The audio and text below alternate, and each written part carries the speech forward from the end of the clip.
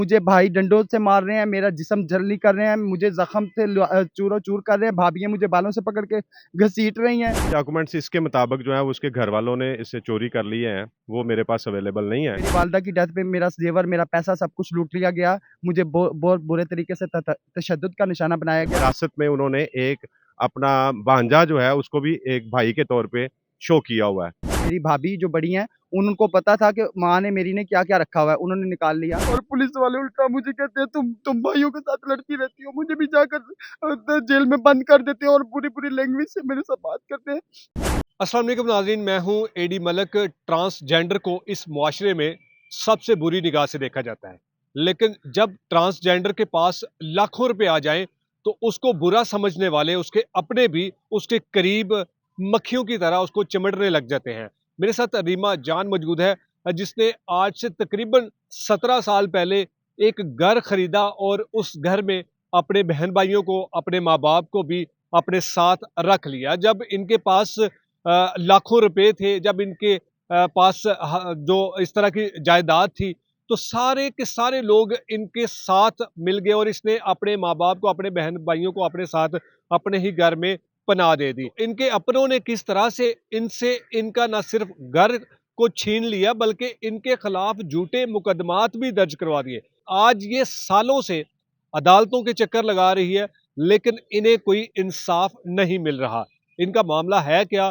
किस तरह से इनके अपनों ने इनके घर पर कब्जा किया और इसको तशद्दुद का निशाना बनाकर उसी घर से बेदखल कर दिया। सारी कहानियां हम इन्हीं से जानते हैं। अस्सलाम वालेकुम। वालेकुम अस्सलाम। अच्छा रीमा, मुझे बताओ कि किस तरह से ये सारा मामला हुआ और आपके अपने ही आपकी जान के दुश्मन बन गए?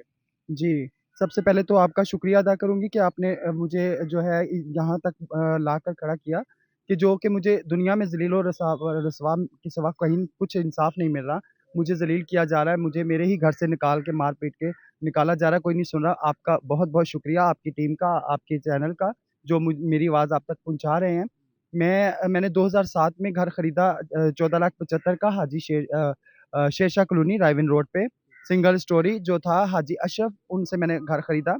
उनको मैंने 9 लाख रुपया बयाना किया और 5,75,000 का मैंने उनसे 3 महीने का टाइम लिया, जो कानूनन तौर पे मिलता है। तो मैं जब 3 महीने के बाद अपने एग्रीमेंट के तहत मैं उनको पैसे देने के लिए गई, वो हज करने जा रहे थे। अब मैं एक मुसलमान का बच्चा था, मैं उसे कैसे कहती कि आप हज करने ना जाएँ, मुझे मेरा घर ट्रांसफ़र करवा कर दें या मेरा घर मुझे क्लियर करके दें। उन्होंने मुझे कहा कि आप ऐसा करें 3 लाख मुझे दे दें, 2,75,000 जब मैं आऊँगा आपसे ले लूँगा।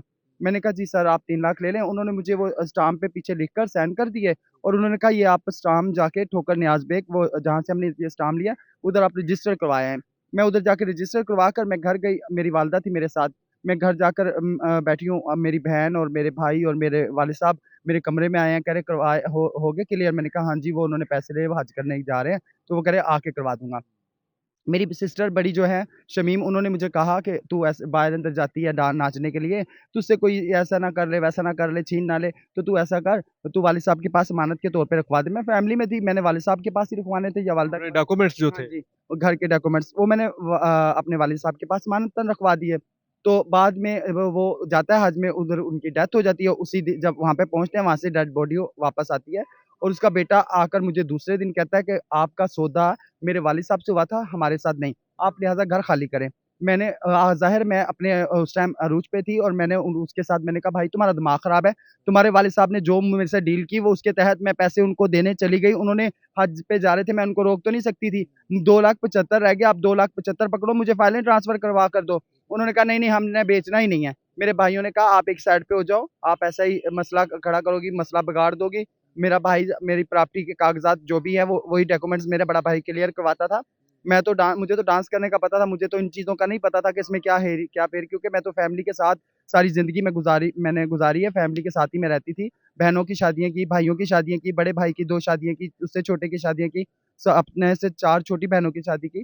कि ज़िंदगी में जो भी कमाया, बाहर डांसर थी, मस्कत वगैरह में, दुबई वगैरह में बाहर डांसर 3-3 महीने का ग्रुप करके आती थी। एक कैद होती है जो 3 महीने एक आप काटते हैं, अपनी ज़िंदगी के 3 महीने आप एक कमरे में कैद होकर गुज़ारते हैं। जो कि मैं अपना जो भी वहाँ से लाती थी लाखों रुपए कमाकर, वो मैं अपने घरवालों पे को देती थी, अपनी वालिदा को देती थी। मेरी वालिदा की डेथ पे मेरा ज़ेवर, मेरा पैसा सब कुछ लूट लिया गया। मुझे बहुत बुरे तरीके से तशद्दुद का निशाना बनाया गया। ये किसने आपका सारा जायदाद और सारे जो बड़े ज़ेवर भाई था? और मेरे बड़े भाई और उसकी बीवी ने, जो कि मेरे पास रिकॉर्डिंग भी मौजूद है, उन्होंने कहा, "तूने लाखों रुपए माँ के करोड़ों रुपए माँ के पास रखवाए हुए थे।" मेरा कुछ भी था, मेरी वालिदा के पास मेरी अमानत थी, ठीक है? बड़ी जो घर की नौं होती है, जो भाई की बड़ी मेरी भाभी जो बड़ी हैं, उनको पता था कि माँ ने मेरी ने क्या-क्या रखा हुआ है, उन्होंने निकाल लिया और मेरे वालिद साहब के पास जो मेरे डॉक्यूमेंट्स पड़े थे, वो वालिद साहब की डेथ पे उन्होंने ले लिए। वालिद साहब वो मुझे कहते हैं, "बाजी के पास पड़े हैं।" बाजी कहती है, "मैं ढूँढ के देती हूँ।" 4 महीने के बाद मुझे कहते हैं कि आपने घर वालिद साहब को सेल कर दिया है। उम, आपको पता ही नहीं है? मुझे पता ही नहीं है। मैंने कहा मेरा घर तो मेरे बहन-भाइयों का था, मेरा कौन-सा बेटा या बेटी या बीवी या शौहर, कुछ भी नहीं, हम तो ख्वाजा सराय, हमारा तो सब कुछ ही बहन-भाइयों का होता है। मैंने कहा कोई बात नहीं, अब्बू का भी हो गया तो चलो कोई बात नहीं, मुझे अपने बहन-भाइयों से है, मुझे इस चीज़ से नहीं है। मगर आए दिन मुझे टॉर्चर किया जाता है, खुसरा, भैंचोद, इशारों पे माँगने वाले खुसरे। जब वो बच्चे जो आपके हाथों में जवान हुए, पले, पैदा हुए, वो बहन-भाई जो आपके खर्चे पे फ़ारग बैठकर सारी ज़िंदगी खाते हैं। मैं 1991-92 से मैंने डांस करना शुरू किया है। मैं 2007 में मैं स्टेज डांसर बन गई। स्टेज ड्रामों में मैंने उस टाइम काम किया है, जब लड़कियों को स्टेज पे डांस करने की परमिशन नहीं थी। मैं अकेली 5-5 ड्रामों में जाके गाना करती थी। उस टाइम ₹10,000 मैं एक गाने का लेती थी। मैंने सारी ज़िंदगी अपनी फैमिली को सपोर्ट किया। उसके सिलसिला में ये आज मुझे ये इनाम मिल रहा है कि मुझे भाई डंडों से मार रहे हैं, मेरा जिस्म जलील कर रहे हैं, मुझे ज़ख्म से चूरो-चूर कर रहे हैं, भाभियाँ मुझे बालों से पकड़ के घसीट रही हैं। भतीजे मुझे ठुड्डे मार रहे हैं, भाई मुझे ठुड्डे मार रहे हैं और मेरी कहीं भी फरियाद नहीं सुनी जा रही। और पुलिस वाले उल्टा मुझे कहते हैं, तुम भाइयों के साथ लड़ती रहती हो, मुझे भी जाकर जेल में बंद कर देते हैं और बुरी-बुरी लैंग्वेज से मेरे साथ बात करते हैं। क्या हम लोग इंसान नहीं है? ये कलमे के बने पाकिस्तान में क्या हमारी कोई अहमियत नहीं है? अगर मैं ख्वाजा सरा हूँ तो मैंने अपनी मेहनत से एक अपना घर खरीदा है, किसी के मैंने हक नहीं छीना, किसी का मैंने छीन कर किसी का कुछ नहीं मैंने बनाया। मैंने बहन-भाइयों को भी दिया, खुद भी अपना जो मेहनत से घर खरीदा है। मुझे आज लाचार और बेबस करके मुझे घर से धक्के मार के निकाल दिया, मेरे ही खरीदे घर से मुझे धक्के देकर निकाल दिया गया, जो कि थाना पुलिस जो है चूंग वाले उनके पास मैं गई हूँ। उधर आके उसके बेटे ने बयान दिया एसएचओ के सामने कि ये इसने घर खरीदा है। उसने मेरे साथ 8-10 ख्वाजा शराबी थे, फिर भी मुझे इंसाफ नहीं मिल रहा। मुझे जिनसे आपने घर खरीदा था, उनके बेटे ने आके यहाँ पर बयान दिया कि आपने खरीद हाँ लिया था जी, मेरे बाप से। हाँ जी, उनके बेटे ने बयान दिया एसएचओ को, हम 8-10 ख्वाजा शराब और भी लोग थे वहाँ पे। तो उन्होंने बयान दिया कि इसने घर खरीदा है और फिर भी मेरे साथ नाइंसाफ़ी हो रही है और मैं क्या कहती थी पुलिस जब आप उनके पास जाते थे कि मेरे साथ ये ज़ुल्म हो रहा है, मेरे बहन-भाई जो हैं वो मुझे मेरे ही घर से बेदखल करने की कोशिश कर रहे हैं? कोई बात ही नहीं सुन रहा, पुलिस वाले तो इतना बुरा बोलते हैं, इतनी बुरी तरीके से बात करते हैं, आपके पास क्या सबूत है? मैंने कहा आपके पास क्या सबूत है कि आप मुझसे ये बात कर रहे हैं? सबूत मैं अदालत में पेश करूँगी, सबूत में आप उन्हें गिरफ्तार करें, वो मुझ पे ज़ुल्म कर रहे हैं, अदालत में जाके बताऊँगी, मेरा वकील साहब बताएगा कि मेरे पास क्या सबूत है कि नहीं है। उनके पास क्या सबूत है जो वो घर के मालिक बन रहे हैं, सारी ज़िंदगी फारग बैठकर खाते रहे मेरा। तो रीमा आप अभी भी उसी घर में मौजूद हैं जिस घर का ये तनाज़ा चल रहा है? परसों उन्होंने पहली तारीख को मुझे इतना बुरे तरीके से तशद्दुद का निशाना बनाया, जिसकी रिपोर्ट में मैंने मेडिकल करवा कर उन जाके दरख़्वास्त दी है। कानून के तहत मैं चाह रही हूँ कि मैं इंसाफ़ अपने जो मेरे साथ नाइंसाफ़ी हुई है उसका इंसाफ़ मैं चाह रही हूँ। मरियम नवाज़ साहिबा जो हमारी मुल्क की वज़ीर-ए-आज़म है और बाला अफ़सरान, हाथ जोड़ के मेरी गुज़ारिश है कि मैं मेरे साथ बहुत बुरी नाइंसाफ़ी, मुझे मार के इतनी बुरी तरीके से तशद्दुद का निशाना बना के मुझे मेरे ही घर से निकाल दिया गया है और मेरे पास अब कोई भी जगह नहीं है रहने के लिए। नाज़रीन आपने ये रीमा जान की सारी गुफ्तगू सुनी है कि इसको इसी के घर से बेदखल कर दिया गया, इसके अपने ही बहन-भाइयों ने बेईमाना तशद्दुद का निशाना बनाते हैं। जब ये दादरसी के लिए अपने मुतलका पुलिस स्टेशन जाती है, जब इन बहन-भाइयों के खिलाफ दरख्वास्त देती है, तो आगे से पुलिस का रवैया जो है वो बड़ा अजीब-सा होता है। ये वो कम्युनिटी है जिसे हर शख्स बुरी निगाह से देखता है, लेकिन अगर हमारे आला हुक्मरान या आला अफ़सरान को देखा जाए वो सोशल मीडिया पर ऐसी कम्युनिटी के लिए बहुत सारे अच्छे इक़दामात करते हैं और हमें दिखाते भी हैं, लेकिन अगर फिज़िकली तरीके से अगर हम देखा जाए तो ये इनके साथ रवैया पुलिस का इस्तेमाल किया जाता है। आप इनकी दरख्वास्त को लें और फिर दोनों पार्टियों को सुनें, जिसका जितना कसूर है उसके खिलाफ उतनी कानूनी कार्रवाई करें। तो रीमा जाते-जाते आप अपनी कम्युनिटी के लोगों को और फिर वज़ीर आला पंजाब जो कि इस वक़्त खातून हैं, आप उनसे क्या मुतालबा करते हैं? मेरी हाथ जोड़ के गुज़ारिश है, हमारे ख्वाजा सराओं के लिए बहुत नाइंसाफ़ियाँ इस मुल्क में होती हैं, मार दिया जाता है, कोई बात नहीं सुनता। अभी मेरी एक शागिर्द है मित्रा, उसको पुलिस वालों ने नंगा करके मारा, उनको पुलिस वालों को क्या हक बनता है कि उसको नंगा करें, उसके कपड़े उतारें। इतना जुल्म हमारे ख्वाजा सराओं के साथ कहीं भी हमारी बात नहीं सुनी जाती। अगर हम थाने में जाएँ और पुलिस वाले हमें इतनी बुरी तरीके से बातें करते हैं, गालियाँ निकालते हैं कि यहाँ तक कि मुझे चौकी में बुलाकर मुझे लोगों से गालियाँ निकलवाई और पुलिस सामने बैठी देख रही है, हँस रही है। मैंने कहा बहुत अच्छी बात है सर, आप एक ख्वाजा सरा को गालियाँ निकलवा रहे हैं इधर बुलाकर, ये मोहल्लेदारों का कौन-सा हिस्सा है कि ये मुझे उठ के गालियाँ निकाले और मुझे धमकी दें कि तुम्हारे घर से हम निकालेंगे तुम्हें। वो कौन है? जानती तक नहीं हूँ, ना उनका कोई रिश्ता है मेरे साथ। तो लिहाज़ा मेरी अपनी हुकूमत से हाथ जोड़ के गुज़ारिश है, हमें इंसाफ़ की उम्मीद है। आप मरियम नवाज़ साहिबा, आप हमारी बहन भी हैं, बड़ी माँ की तरह हैं आप। हम मुझ ख्वाजा सराओं को बहुत ज़्यादा इस मुल्क में टेंशन है। अल्लाह रसूल का वास्ता है, हमारे लिए कोई अच्छे इक़दामात करें आप, ताकि हमें हिफ़ाज़त मिले। हमें ज़िंदगी की भीख आपसे माँग रही हूँ, हमें ज़िंदगी मिले। नाज़रीन, हमारे साथ इनके जो एडवोकेट हैं आबद चीमा साहब, वो भी मौजूद है। हम उनसे जानते हैं इस केस के हवाले से कि ये केस कहाँ तक पहुँचा है, क्या इनको इनका घर वापस मिलेगा या फिर इसी तरह ये आपके सामने मदद की अपील करती रहेंगी। तो आबद चीमा साहब हमारे साथ मौजूद है, हम इनसे पूछते हैं। आबद साहब, बहुत शुक्रिया आपका। आपकी क्लाइंट यकीनन हमें बड़ा दुःख हुआ कि इस तरह के वाक़यात आए रोज़ जो ख्वाजा सराओं के साथ हो रहे हैं। तो इनका जो केस है आपने स्टडी किया होगा, तो आपको क्या लगता है कि ये राइट है या फिर जो इनके घर वाले हैं वो राइट पर है?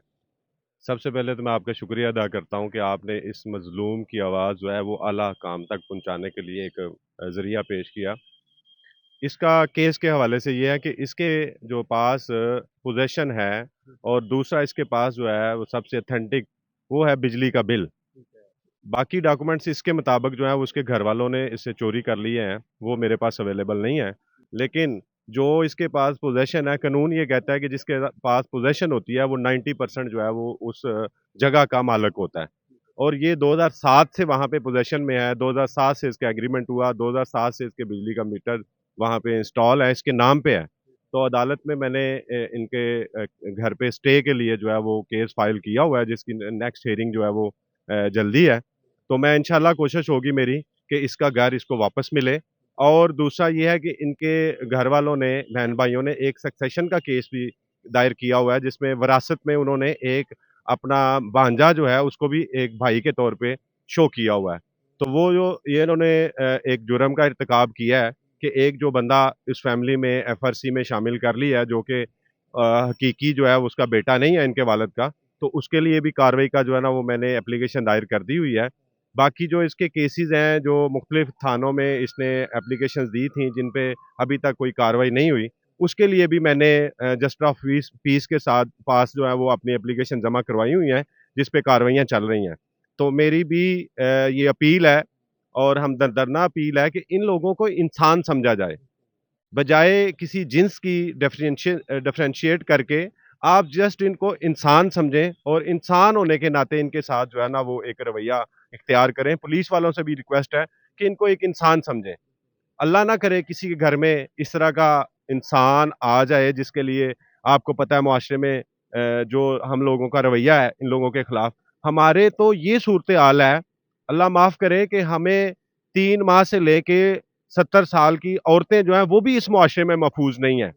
और ये जो एक ट्रांसजेंडर है, यार इसको इंसान समझें और इंसान की तरह ट्रीट किया जाए। बाकी ये सारी दुनिया का माल है, इधर ही रह जाना है, किसी ने साथ नहीं लेके जाना। इसका जो हक बनता है उसके लिए मैं तो फाइट करूँगा इंशाल्लाह। और मेरी दूसरे दोस्तों से भी, आपसे भी अपील है कि जितनी हो सकता है इन लोगों की हेल्प करें। और इंसान जो है वो इबादत जो है वो खुदा के लिए करता है, लेकिन 95% हकूक जो हैं वो इंसान के हैं। उसमें कोई नहीं लिखा हुआ कि मर्दों के हकूक हैं या औरतों के हैं, वो इंसान के हकूक लिखे हुए हैं कि हकूकुल इबाद जो है वो आपने करने हैं। तो 95 पे हमें ज़ोर देना चाहिए, यही मेरी आपसे रिक्वेस्ट है। और मैं आपसे ये आपका शुक्रिया अदा करता हूँ दोबारा से कि आपने बहुत अच्छा स्टेप किया और इसकी आवाज़ जो है वो अवानों तक पहुँचाई। थैंक यू आपका सो मच। बहुत शुक्रिया, थैंक यू। आपने अपना कीमती टाइम दिया और